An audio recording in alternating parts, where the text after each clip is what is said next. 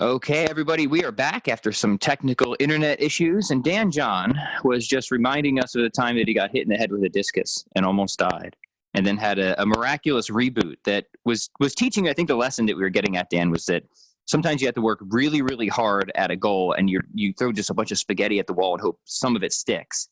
But then other times, maybe most of the time, it's better to not just work really hard, but efficiently as well. So please continue. Sorry for the technical interruptions. Well, I like the way you say that because, and I think you just highlighted what a mentor does. A mentor is somebody who says, stop throwing all that stuff against the wall. Here's the path. Yeah. The problem is, it's hard to listen to the mentor at first. You have to slam your face against the wall. And good mentors stand there and go, okay, that's probably not what you, okay. And like I was telling you though, when I finally just said enough with the insanity, ease up, I had the best season of my life by that time.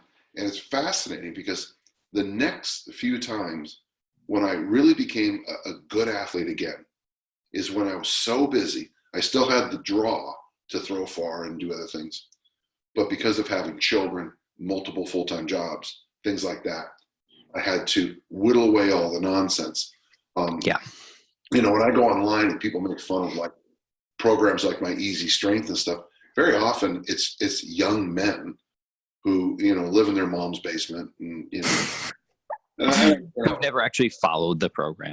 Well, but if you have 4 hours to train, you know, it's Parkinson's law, you know, time fills, work fills to the time allotted. But if you have 15 minutes a day to train, come see me because I have ideas for you. That's a really good point. And it's something, again, I can look back at many areas of my life. I'll go back to music again as the example. You know, there's a time, especially like early high school, when I was playing guitar like 7 to 8 hours a day. And a point we talked about before is that like experience doesn't equal expertise. No. You can have 30 years of bad experience and still be terrible at the thing you do, regardless of having more experience than most people. And it wasn't until my guitar instructor, essentially being that mentor, said, hey, look, you're spending a lot of time throwing a lot of stuff out there, but why don't we do this? Spend 20 minutes a day. I think this is a great framework for any musicians out there. And I'd be curious to see how this would apply to other areas too. Spend 20 minutes a day working on some technical thing in isolation, whatever technique that is, something you need to work on and improve at. You put it to the metronome, you just drill it, you hammer it. Then spend 20 minutes in integration. How do you build that into a song? How do you make a melody out of that? How do you integrate it? And then for the final remainder of practice, if you're practicing for an hour, spend 20 minutes improvising. See if you can, you know, integrate this, but in an off the cuff kind of way. How do you play with this? How do you jam with this? And those three little segments of practice, isolating some technical aspect, integrating it, and I talked about this in my little green book in some capacity, I forget, into a greater context or whole, and then being freeform with it, playing with it. That is what made me a better musician. That framework, not necessarily the amount of time I was playing, but having that roadmap to be really efficient with my musical training was what I was able to cut my time playing in half, even less than that, and get more out of it just because of that framework. I think you just summarized good track and field training. And I mean that. So there's an issue you need to work on. Now practice it within the confines of the event. And now, so for example, I used to have my athletes throw with their other hand and add additional turns into it. And people say, why are you doing that? And I'd say, you know, I'm not sure.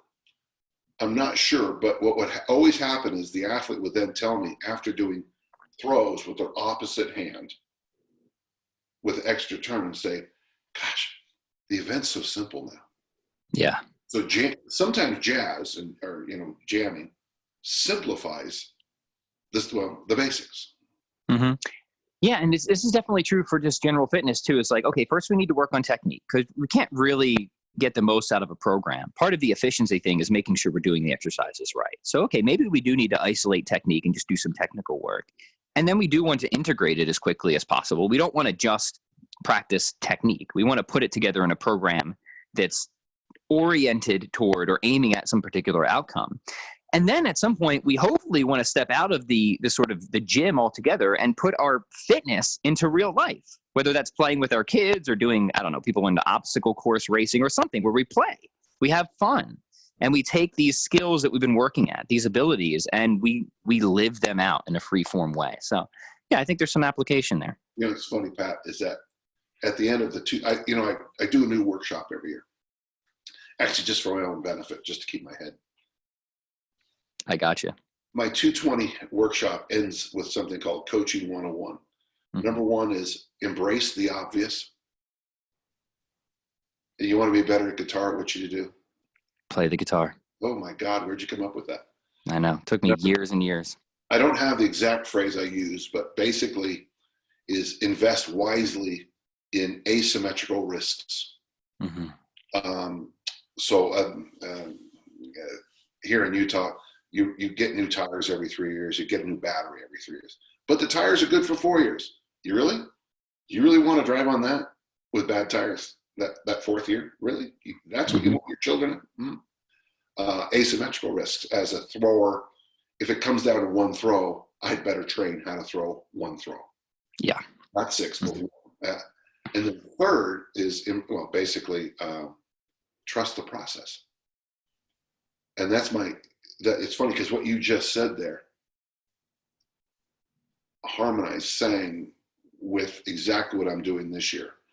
The hardest thing for young personal trainers, I think, is to embrace the obvious. Yes. Yeah, I think it is. And when I had a nice talk, I call him Sarge, but his name's Robert Leisman.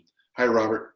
And we were talking yesterday, and he was at I hope you don't mind me sharing your story, Robert, but it's too late. Well, I can't speak for Robert's behalf, but yeah, let's do it. He talked about he was at a gathering, and people were assuming that since he's a personal trainer, he would help them, and he gave them simple pieces of advice, and they pushed back as hard as they could against it. Mm-hmm. What do you mean? I have this, and you told me to go for a walk. Anybody could have told me to go for a walk. Yeah, all right. Yeah. Did you do it? Did you go for that walk? Well, no, because I want, and everybody always wants, that super secret top end crap that really does very little for you. Mm-hmm.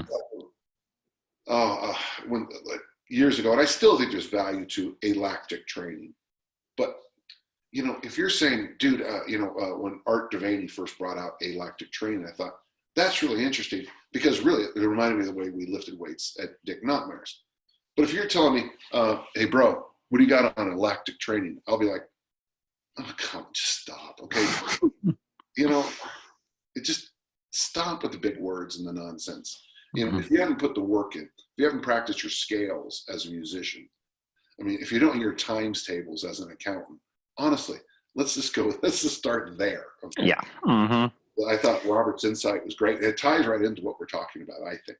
And not only that, but it ties into what we do want to talk about, which is this article. I just pulled it back up on the old iPhone here. An Antidote to CrossFit, going all in on Dan John. So this is on Breaking Muscle. I will link it in the show notes. And I enjoyed reading this. I guess few remarks at first. Apparently they named Greg Glassman their coach of the decade. Is that what they're responding to in this article? Oh, look. A distraction from that point. I don't know how many times in my life I've been speechless. Tiff, you down there? There's not many times in my life I've been speechless. Yeah, I met Greg. I know Greg.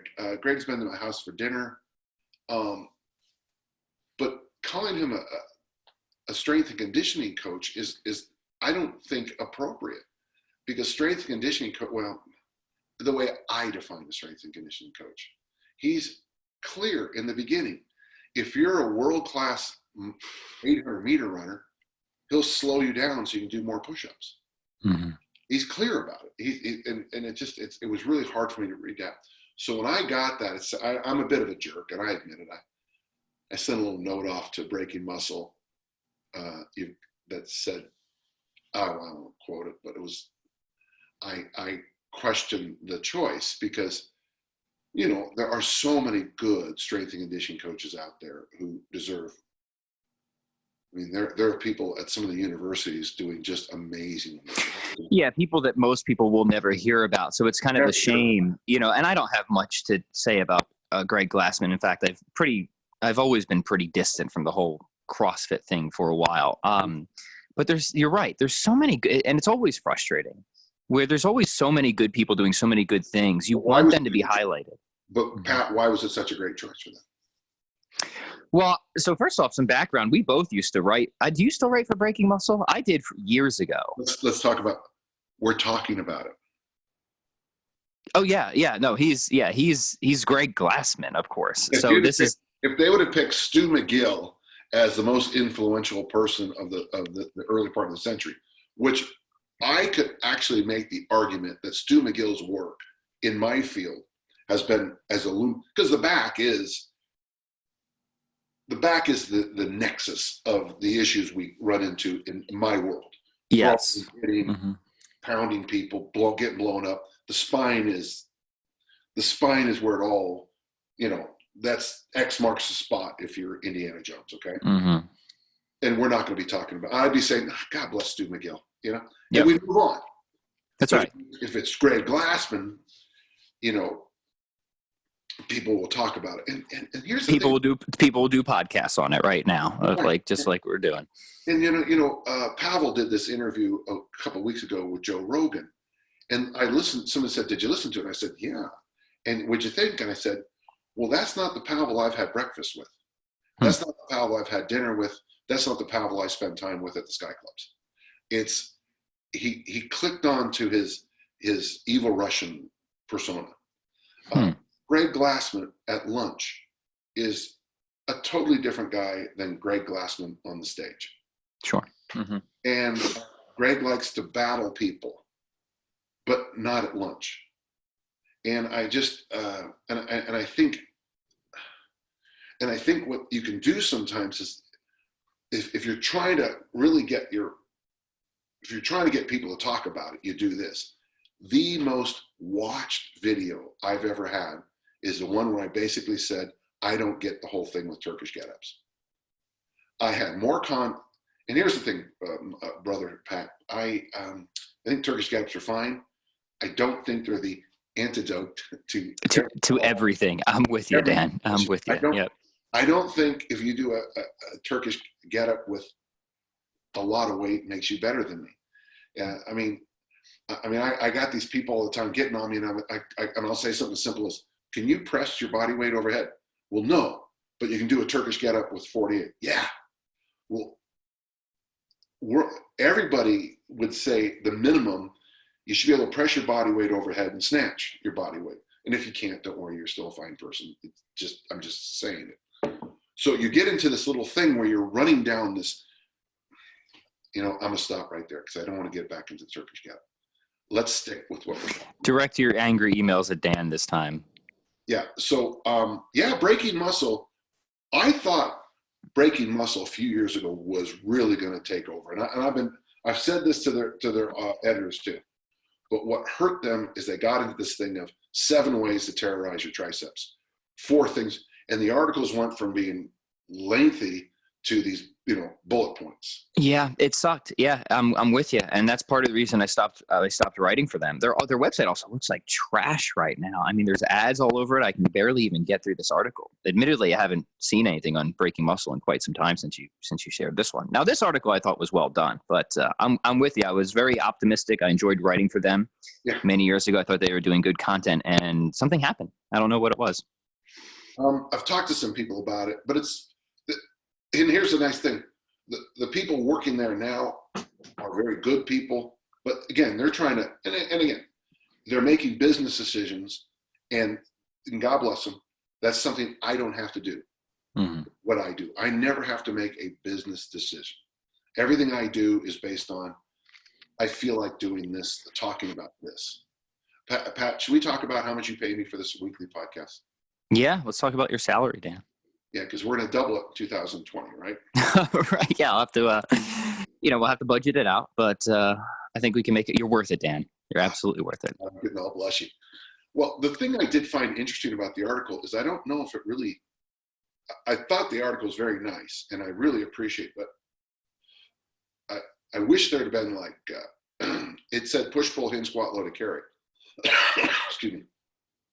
But I don't know. And it talked about my vision of my issues with personal trainers, but I didn't think it gave any of the solutions I had. I agree. It's a little thin on substance. I think that the good general point is that the thing that stuck with me, which is consistent with what we've talking about, is that you have all these passing fads, all these passing trends, but it's the principles.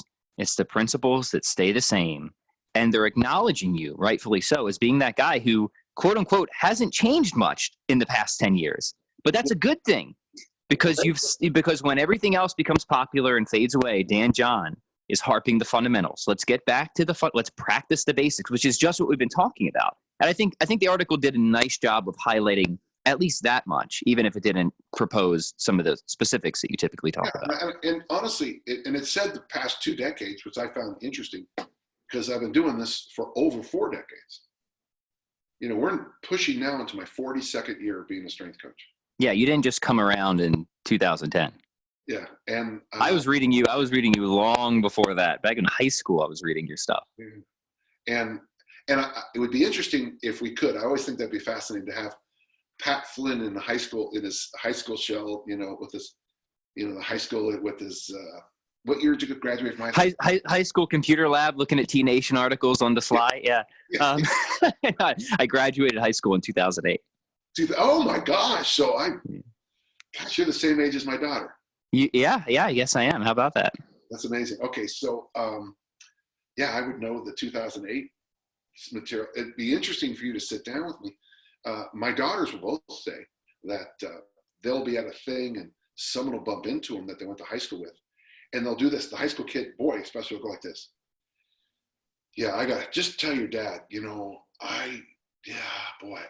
what an opportunity. People find out that I went to Juan Diego, find out your dad was my coach, and they'll just lean in like I'm talking about D-Day, and I'll be like, yeah, he was my coach.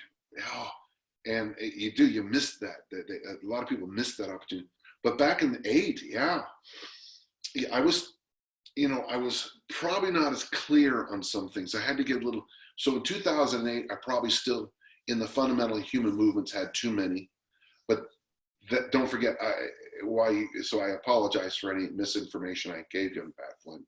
I think it worked out in the end. The rep schemes, I still push more volume because that was the best way to work with some people at the time. And I've eased off on volume, and that's only because my clientele has changed. Yeah. If I was to start training, junior high and high school again, my coaching volume would go up. My selection of exercises would be clearer than it was at the time. And I think that is a mark of a good coach, though. Is like if you look at, what you were saying in 2008 versus what you're saying now, is it's not a complete and fundamental shift. It's rather consistency with refinement or consistency with evolution. And that seems right to me. Whereas somebody who is saying one thing one year and something completely the opposite and different the next, that should raise some red flags. No, not they might just have been wrong and now they're right. So that's a possibility. Or they might just be, paleo's popular now, let's do that. Or keto's popular now, let's do that. And that's the thing you got to watch out for. Whereas what you're talking about is, okay, I was still, and we all are, right? Certainly I am, in a process of refinement and development. I think I'm pretty set on these principles. Like I'm pretty definitely, almost absolutely sure about these fundamental things.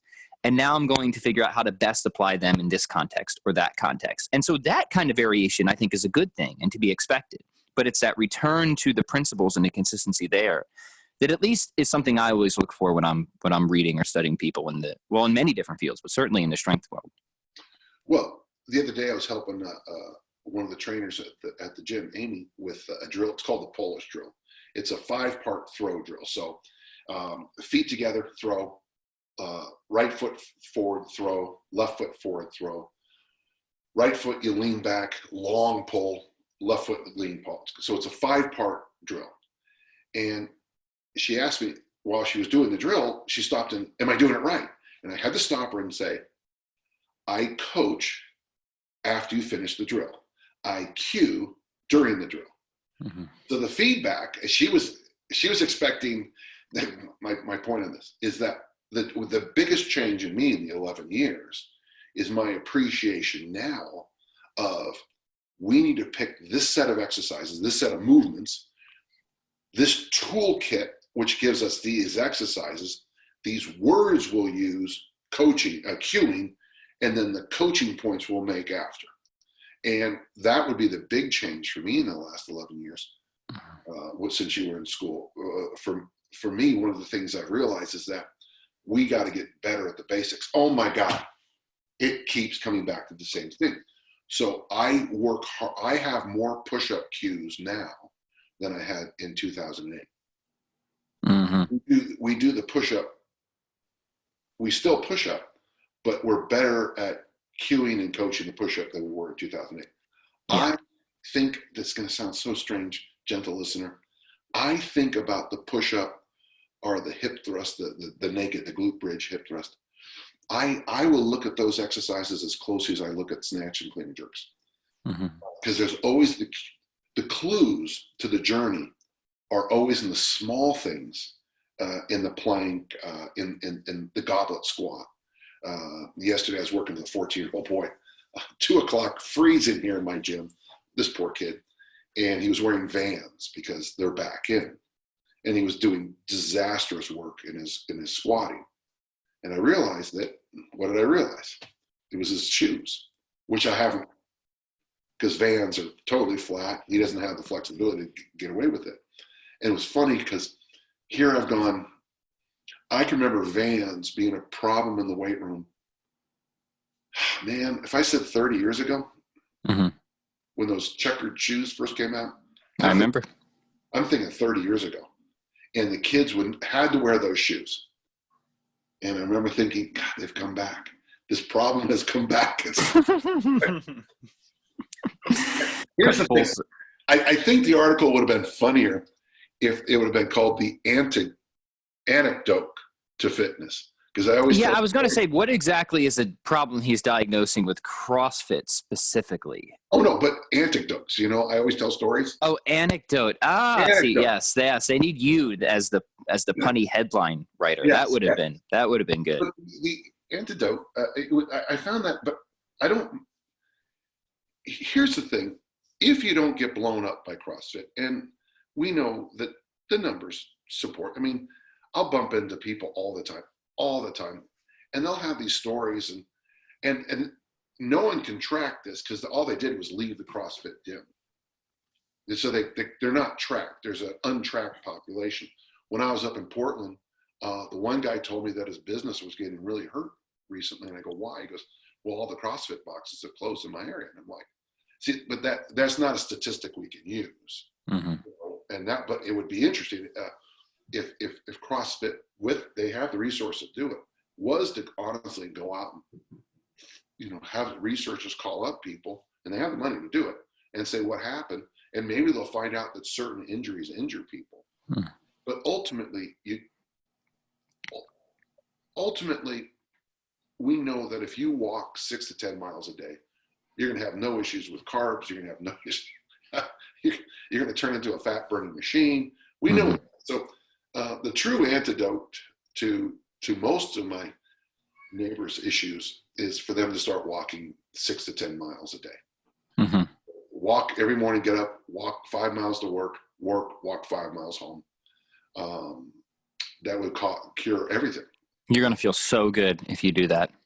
Yeah, but this isn't going to happen. So let's, but yeah, I thought the interest, it was, and I got to tell you something too, if you don't mind me saying it, it really was an honor to see that article. I felt like it's been a long journey since January 2006 when Greg just went after me on the T-Nation about that T-Nation article. And I just thought, and TC and I have talked about it 100 times. He made a joke. What is this? 25 jumping jacks and then do a chorus line? He was just making a joke, and boy, they took it seriously. But it's funny how things like that could happen. But you know what? I can guarantee every single person who went in and attacked me on the forum is no longer CrossFitting. Mm. People who I got a lot of emails, and it's one of those strange things, it's just, man, my relationship with CrossFit. I blame myself. I taught them how to Olympic lift, and then they said my methods weren't scientific enough. It's like, you guys snatch 85 pounds. You don't need science to snatch 85. You barely need two hands, Sometimes I think people, I don't know if you're using that word correctly, friend. Yeah. Yeah. I mean, in one sense, I just want to just tell everyone to like get over it. I mean, fitness is just, it's just fitness. It's just working out. On the other hand, however, this article is well deserved, obviously, and I'll be a little bit fawning here. But yeah, you should be the coach of the year of the decade for breaking muscle. I think everything they say here is absolutely correct. And I guess what they're really saying here is they quote everybody who's mortally offended by their selection of Greg Glassman and who think that that they're doing it because of his marketing, that you are the solution to that. And I think that the reason there being is that Dan John isn't about. But I think you're right. You're kind of in a unique position in the sense that you're set, right? You're set. You've got it. You've worked your career.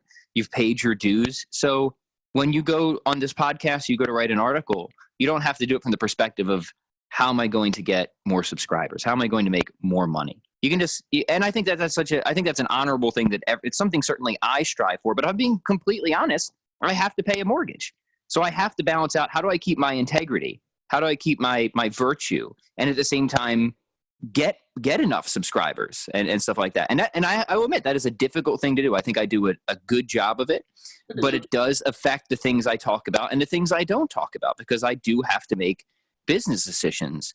And I think it's really cool. And that's part of the reason I love talking to you, because I know you're not in a similar position like that. You can essentially talk about whatever you want. It doesn't really matter, does it? Dan John's not going to be hurting the next day necessarily. Wouldn't it be nice though if I would still be the same person if I still was scrambling? Because I'd like to think I was. It's funny, but at the theater the other day, one of my former students came by, class of 1991. Say, Mr. John, and it's funny because I remembered him well. I remember the joke I had about his name. His name sounded like a character in He-Man. So I used to call him, when I would address him, I'd go, I'd say it a certain way, and we laugh. Sure. And he said, what's weird, Mr. John, is how many of my classmates and friends who went to school with me all ended up in firefighters, police, emergency EMTs, teachers. And I go, yeah, lawyers, doctors too, obviously. He goes, yeah, I don't know what it was, but whatever we did at that school, you taught us how to serve. And I thought to myself, that's good. That's good. I know this, and it comes from Earl Nightingale. If you want to make a lot of money, focus on service. Yes. You serve. And you'll notice that when you go online, there's certain people, and I know I'm getting kind of crotchety and getting a little bit more, this is stupid and that's stupid. I know that. I apologize. But one of the things that really bothers me when I go to certain things is many websites are my way or the highway, and you're wrong if you don't do it exactly as I say. Mm-hmm. And they'll turn into they'll start, everyone, of course I got to be careful. Everyone wears black. Everybody, everyone has a certain way they wear I don't know. They have the Fu Manchu with the bald head. They have the black. Mm-hmm. They all wear black. They all have to be part of this little cult, this cult used correctly. Yes. Traditional religious studies sense as how we act in community. Mm-hmm. And we have to act a certain way. And boy, if we're all doing this kind of stretching, but you do yoga, that's not the way we stretch. This is the mandated stretch. And part of that is just like, for anybody who studies marketing, that the idea of polarization is actually an effective tool. So they're doing it largely, whether they know it or not, for those gimmicky type of reasons, right? Like the idea of creating a quote unquote enemy is one of the most battle tested marketing strategies of all time. Like you have to have the enemy. So gentle listener, always kind of be a little bit, maybe have a healthy skepticism whenever you encounter that type of attitude, especially in the fitness industry. And to your point earlier, Dan, I would like to think, we've talked about this before, say $1 billion fell on my head overnight. I no longer had to make business decisions. How would my business or what I talk about look different? And I really honestly think I can say hardly at all. I think I would still just say the same things. I'd still want to talk with you every week. I probably wouldn't do Facebook advertising anymore, but okay. All right. So that would be done. But I really think, I think I would still just convey the same message, So I think there's something, I think I can maybe give myself a little bit of credit there. But I'm glad you brought that other point up is, there's a difference between giving criticism, sharing ideas, critiquing ideas, and then just having an arbitrarily drawing lines and saying, if you aren't on our side, right, then you're against us. And that's the enemy. And that might be emotionally and psychologically compelling for a lot of people. But I'm saying just be a little bit skeptical whenever you see that out there, because a good example is when Strong first left Dragon Door, and some of the things people wrote on Facebook about John Duquesne, I was stunned how vilified John became. And here's the thing, it was Facebook, so all you got to do is screenshot it, and you have it forever. Yeah, it's always there. And I was shocked at the us versus them. And by the way, it's kettlebells. But that's the thing. And man, this bothers me so much. Like there's always got to be someone to blame to bear the full responsibility for any issue. And like, isn't that the problem of just like our current time? Like it's specific, like rather than it possibly being a confluence of different causes and conditions that could lead to something like this happening, where maybe some people are partly at fault, other people are partly at fault, and maybe some things were just beyond our control entirely. Rather than trying to think in like that way, no, there's got to be someone here that we can say this is the absolute villain through and through. And that tendency in people really kind of annoys me sometimes when you see that. And not to say that can't be the case sometimes. Certainly sometimes it is. But a lot of times I don't think that things are that easily reduced to just... So one of the things we do, and we do it, I don't even know if we do it clearly. Yesterday during one of the football games, the Modelo commercial came on, Modelo beer. And it had a sign that my mother remembers, Irish need not apply. My mother said that those signs were all over San Francisco. And the Modelo beer company has a thing to give others a helping hand. I think it's called a helping hand. And Tiff and Lindsay looked up, and Lindsay said, I like Modelo beer. And Tiff said, that's what we're buying from now on. We made a beer decision based on inclusiveness. Now, I don't drink a lot of beer because basically it doesn't really I like beer while I can still like it. I have a feeling in a few years I might not be working out for me anymore. But we made a beer decision based on inclusion. And when you finally do get a chance to come to our parties, one of the things I'd like you to get a sense of is that I'm a big believer is there's always more room at the table. There's always more room at the table. And you're right, though. I mean, I'm in a situation financially and where I'm at, personally, that I can stand, I can step back and say, my income and my life story isn't bought into this, the way, I don't like where you guys are going. Yeah. And the funny thing is, if I step left on the path, 10,000 emails happen behind my back. It's happened before. And that's always been part of the reason I wanted to have my own business and not be beholden to any particular organization, because then you, in a way, you're kind of held hostage in a sense. And I never wanted that to be the case. So yeah, interesting conversation. Thanks for entertaining that. I know we've been at this a while, Dan. Should we try and squeeze just a few questions in here? Absolutely, yeah. Well, we had that break too, so good. Let's go. Yeah. I don't want to. Do you have any party plans tonight, by the way? Any celebrations in order? You ask a very good question. Many of us, I've retired basically from two events, New Year's and St. Patrick's. Yeah. Now, the reason is like my daughters say, it's rookie night. Oh yeah. And there's nothing worse than going to a bar and, people are doing shots and getting drunk. And this is the most inappropriate night of the year. Here in Salt Lake. Statistically dangerous. Yeah, here in Salt Lake, St. Patrick's, we always say it's the the Festivus or the rest of us. It is strange. I wonder what St. Patrick would think of St. Patrick's Day. Well, my mom was offended by St. Patrick's Day when I was young. I'm kind of offended by St. Patrick's Day, to be honest, Dan. And I don't really get offended by things, so. Yeah. So no, we generally. Oh yeah, one thing we're gonna do tonight. And the listener will probably already know the score of this game, but my wife is a huge Utah fan, so they're playing Texas tonight. So we'll probably be just sitting around hopefully watching the game without a lot of inappropriate potty words from my family.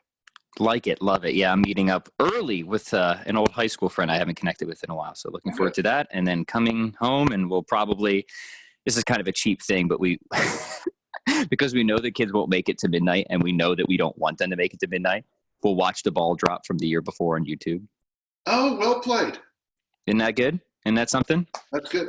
We used to satellite in. We don't lie. We don't say it's live. We just say we're going to watch the ball drop, and this is it. We don't like to even fib to the kids, but we just like to have the celebration without. Because look, 12 o'clock is way past my bedtime. Oh, I can't. I'll be asleep by 9.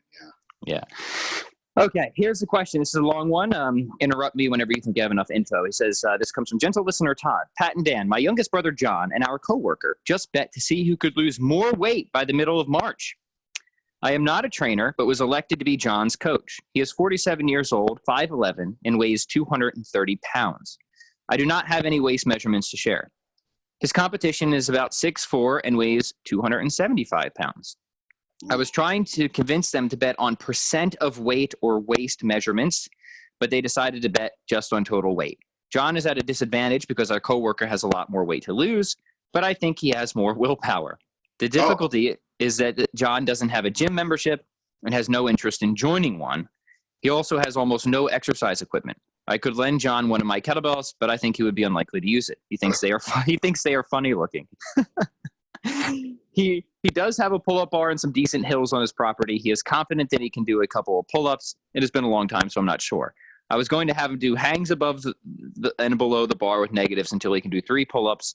In between hangs and pull-ups, I'm going to have him do push-ups. On other days, I was going to see if I can get him to do hill sprints, some jump squats maybe, some bucket carries, et cetera, et cetera. I'm going to condense this. Regarding diet, he will not likely consider shakes, but I was going to have him get rid of carbs for breakfast and limit lunch to a healthy salad. He has a long commute, about 2 hours, but he would like to get in a quick 30-minute workout in the morning before he sets off to work. I have given John lots of poor advice in the past and have been a pretty bad influence and have gotten him into trouble a couple more times than I can count. Getting his fat butt into shape might just make up for some of that. Also, we get a free I don't know why I think this is so funny. Also, we get a free lunch at a place of our choosing if he wins. I would appreciate any advice you could give. I enjoy your podcast. I wish you the very best. Happy New Year. Well, it's all about that free lunch, isn't it? Well, he's got a 2-hour commute. 2-hour commute, yeah. Okay, so one thing I'd like him to do is he's going to have to also have books on tape. That commute has to be listening to books. Books. I want him on books. Is that okay? Yeah, and maybe some podcasts as well, perhaps? Podcasts, okay. My only concern about podcasts is I don't want 2 more squirrels jumping into his head. I'm sorry, I meant to say podcast. Hint, hint, wink, wink. Oh, yeah, okay. Yeah, if it's yours, it's fine. But yeah, I would say books on tape. We've got to deal with that 2-hour commute. The other thing I'm a little concerned about is I love the idea of the half-hour workout before he takes the commute, but I would suggest maybe I like the idea of the hangs, the push-ups, unweighted goblet squats, and basic mobility. I'd love to get about a 10-minute walk on top of that too. And then do that 2-hour commute still fasting. He said no carbs. I'm saying no food until we get to work. Mm-hmm. So that gives us a 2.5-hour extra window of fasting. What would you think about that? I think it's great. And I think it's, if you is willing to do a shake, making that shake your first meal. If you just do those things, fast, train, shake, and hold all else equal and don't go completely crazy, I bet you're going to do pretty well at that point. Yeah. And maybe in the beginning, the shake is a pre-made one. I mean, you can disagree with me on this, Pat, but No, have a slim fast. I don't care. Those things work for a lot of people. There's this one I buy so when I eat Fiber One, if I eat cereal, I always pour that. It's called Pure Protein. It's got 30 grams of protein in it, and it's about this big. As he's pulling into his work, he drinks that, or I would say that, or an apple, but it just kind of depends. I think an apple is an underappreciated. Apples are underappreciated fat loss tools. Mm-hmm. I gave a young lady one time the Washington 3-apple a day diet. She goes, "That's way too much food for me." And I said, and that's of course the famous girl who the bulk of her calories came from pizza and beer. But eating 3 apples was, but that would be something that might, there's two ideas I have on the food side. I like the idea of a half-hour something training session, maybe 2 days a week, Pat, having run up those hills. Yeah. 3 days a week is simple. Well, actually, running the hill, go for a walk, run a hill, go for a walk, run a hill, and get as many, loops of something like that. Oh, at the park over here, we have this little area where you can run up a steep little hill and then walk off. Probably it takes about 2 minutes to come back to it, up the hill. It's perfect. Yeah. Mm-hmm. That would be ideal, but it's going to be the little bit of exercise, continue that fast on the whole drive, and then, okay, let's say we're consistent. The protein shake first thing. I see nothing wrong with a protein shake and a whole apple. And when I say whole apple, I mean eat. I'm with you. I think one of the best strategies to lose weight is actually to eat more of the stuff that, like, to choke yourself with apples and protein shakes is a really good strategy, because it fills you up. You get a ton of satiety. We know protein is a hinge factor statistically. We know once you start hitting certain protein numbers, good things happen. The problem is a lot of people don't like to have just chicken breast throughout the day. So a shake is a really good way to get that protein in. An apple, like Dan said, a lot of fiber, a lot of volume. It really fills you. It feels like too much food, but it's not. Calorically, it's minimal. So I think that's a very smart strategy, rather than, so you have the fast, you get the benefits from that, and then you fill yourself up with a shake and the apple. That's going to prevent you from wanting to go way overboard if you just kept going with the fast for an extended period of time. And basically, Todd, your client is going to be kind of finished for the day, outside of making sure that you're probably more vegetables at meals, so probably something like that, and probably more protein, more veggies, more water. Okay. You're good. Yeah. They're done for the day. So when they get home, they're home. When they come home, they're home. They can now do things they can now have a life. And on weekends, if you can, maybe extend the workout, not necessarily harder, but maybe like instead of a 10-minute walk, just take the dog for an hour or something like that. Yeah. If I can add one more thing, and just, there's a commercial that used to be on TV, and the skier was exhausted on the hilltops. So it goes, when I'm exhausted, I get my and he opened up a famous candy bar, and it said 457 calories, because I remember that. Well, this candy bar, 457 calories. Okay. How many apples and hard-boiled eggs are 457 calories? Yeah, I don't know, but it's a lot. I mean, it's probably 4 or 5 apples and 3, 4 eggs.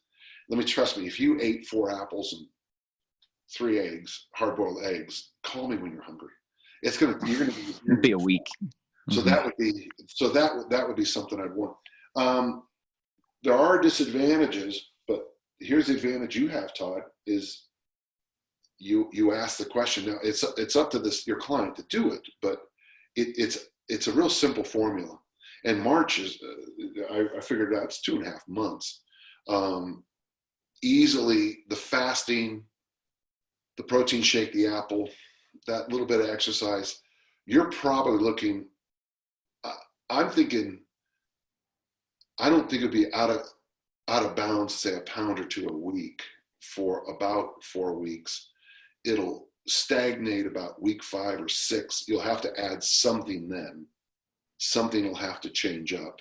But already you're looking at, he's down to he's probably going to be down to 220, stagnant about 5 and 6. You'll have to add something. So strength or something will have to be added. You probably get back to a pound a week after that. Yeah, you're looking at easily 215 in 2.5 months. But just know, Todd, there's going to be those stagnants because the body's going to well, it used to be called the set point theory, but whether it's true or not, I don't know. But this combination is going to work, and then it'll slow up, and you have to add something new then. Add that novel stimulus, yeah. And I really like the idea of let's take advantage of that commute, and can we change the environment, right? Especially if you get those wins early in the morning, you work out, you're going to feel good, endorphins are going, you're fasting, and then you hear an inspiring fitness podcast say, yeah, well, now you're feeling pretty good. Now that's going to probably keep the motivation high. And I found when you get those wins early and often out of the gate, it tends to want to carry over through the rest of the day. So even if we don't lay out a strict guidelines for the rest of the day, if you're already feeling good, you're doing well, you're moving, you're eating good stuff, adding those other protein and veggies are probably not going to be too difficult at that point. And Pat, can we add one more thing? Because I like where your head went right there. Yep. Day one, you're going to go to your client's car. You're going to clean out the glove box. You're going to clean out all the little things. In fact, I recommend vacuuming it. The person has to show you the 12 protein shakes that they bought, the 15, the 20 protein shakes, bag of apples or whatever. Maybe there's a cooler that they can put in their car, and it's going to be sitting right here. You're going to get them that area where the water bottle goes. I want that cleaned out. I don't want any of the coins in there. Okay. I want that cleaned out. I want the back seat cleaned out. I want the car, the internal space of the car to be clean because they're spending so much time in that vehicle can't be cluttered. And the reason I said books in it and I don't disagree with podcasts, but the idea is that in this zone of commuting, there's not a lot of clutter around to take your eyes away. You're listening to something. Yes, you're driving, you're focused on the road, you're being safe, but your mind is in a different place, especially after the workout and the fasting. Yeah. You want to be in that yark, that great vision of the hawk who's hungry. Love it. Symbolizes a new beginning as well, cleaning out the car. There's something, it's like rearranging your room. It does something to you, you know? Yeah. Cool. All right. Next one is much shorter. This comes from gentle listener Nigel. He says, hi, Pat, could you and Dan discuss how to best build muscle for somebody over the age of 50? Well, Nigel. That is the... So, Dan, where's the Holy Grail? Well, building muscle after 50 is what you need to do. Increasing lean. So after 50, lean body mass is doing... Lean body, your body weight stays the same, but lean body mass does this. There's some pictures. Spring Chicken has the pictures where they take a active 70-year-old and they take a cross section of his quad, and there's a little rim of fat on it. They take an inactive 70-year-old, and it's basically hard to see where the lean body mass is. The rim of body fat is so much bigger. Really, it's going to have to be simple. I would suggest 3 days a week, park bench style workouts, push, pull, hinge, squat, load and carry, obviously, or whatever you can do. It can be on machines after 50. After 50, I think machine training is just fine.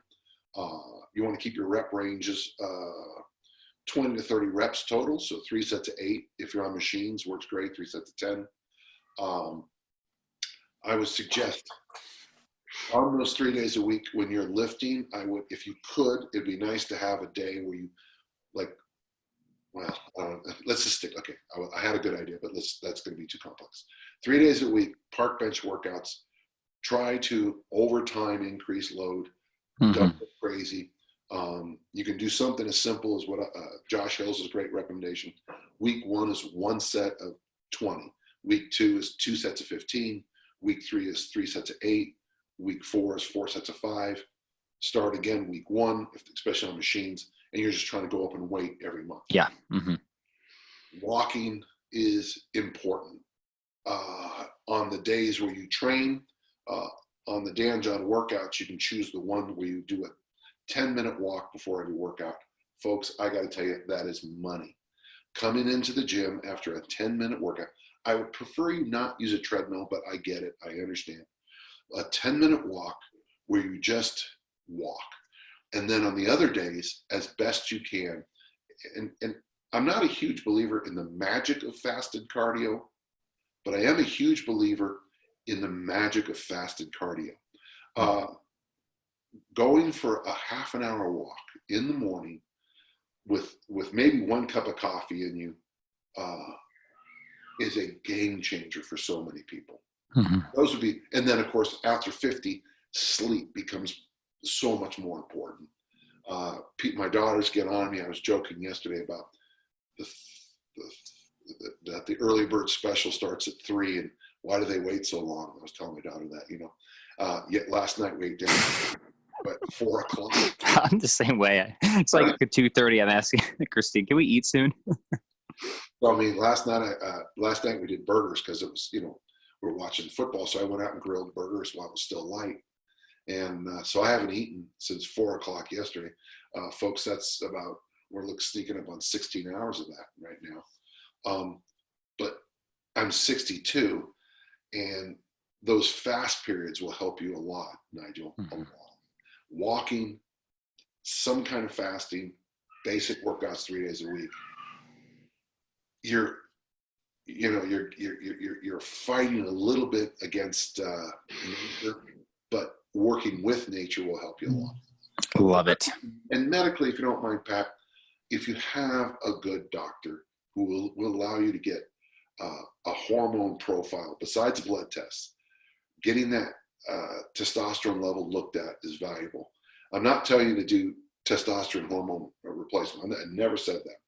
But what's good about knowing your T levels and some of those other levels, certainly your PSA, your prostate and all that, it's good to have those numbers and then do your best to keep those numbers.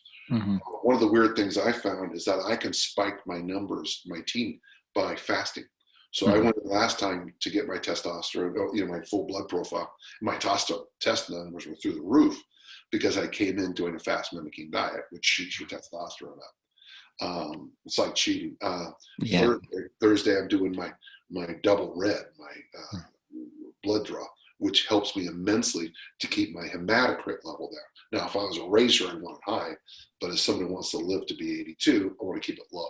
Mm-hmm. Well, those are some simple things you can do to tweak all this stuff. Okay? That's great. Yeah, hard to manage what doesn't get measured. So always good advice. Exactly. All right, let's see if we can squeeze in 1 or 2 more, and then it's off for my gym set. Have you worked out yet today, Dan? Or no, in fact, Mike just pulled up. So yeah, you got time for 1 more, or do you got to split? One more. All right, cool.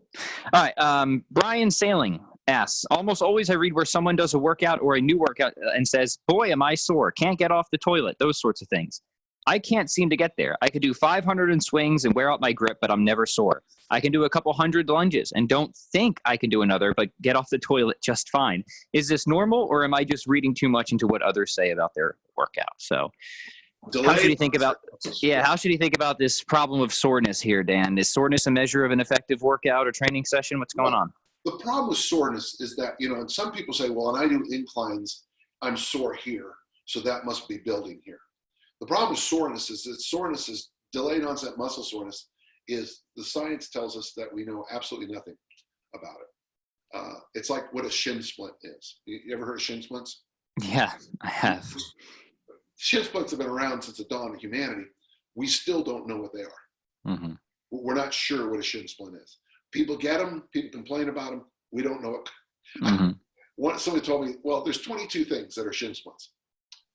Well, that's great. I mean, I'm glad we narrowed it down to 22. Soreness, I know I've rolled out of bed some days sore, especially when I was young, go to Dick Knottmeyer's and I'd say, man, I'm sore. And he would say, so what? And I'd be front squatting within 5 seconds because front squats and answers to all questions.